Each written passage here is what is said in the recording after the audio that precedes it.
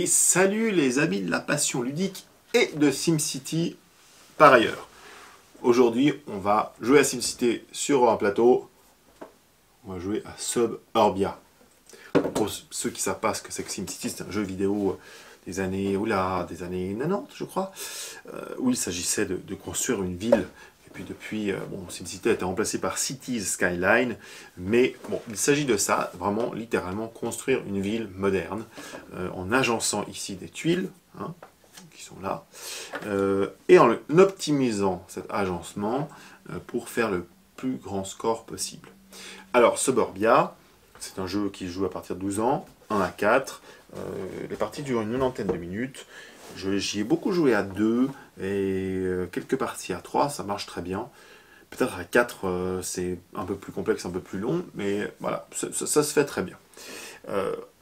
C'est un jeu assez simple finalement. Le principe, c'est le principe d'une rivière de tuiles que vous avez là. Alors moi c'est au milieu, mais je vous là pour que vous voyez ma ville. Les deux premières tuiles ne coûtant rien, les autres coûtant de l'argent progressivement. Donc vous pouvez prendre celle qui coûte rien et du coup elle glisse. Enfin elle coûte rien à l'acquisition parce qu'il va falloir les payer pour les placer.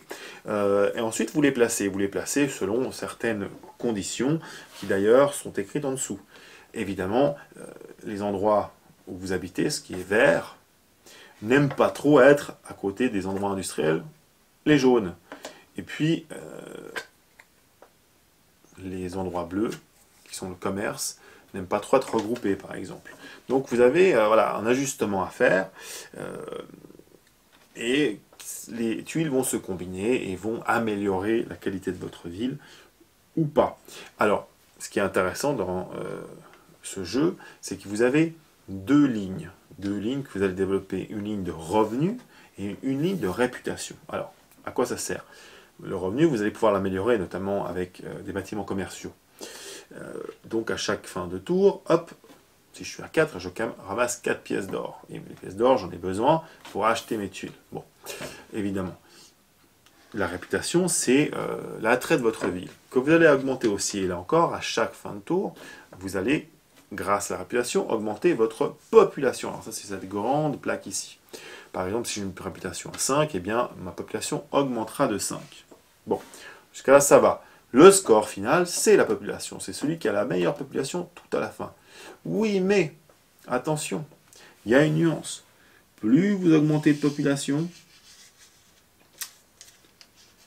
comme ça, pardon, je le fais à l'envers, plus vous allez avoir du mal à avoir des revenus et de la réputation. Parce qu'évidemment, une ville surbondée attire moins de gens. Et bon, pourquoi le revenu baisse? Ça, c'est pas hyper logique parce qu'il y a des impôts, mais bon, admettons.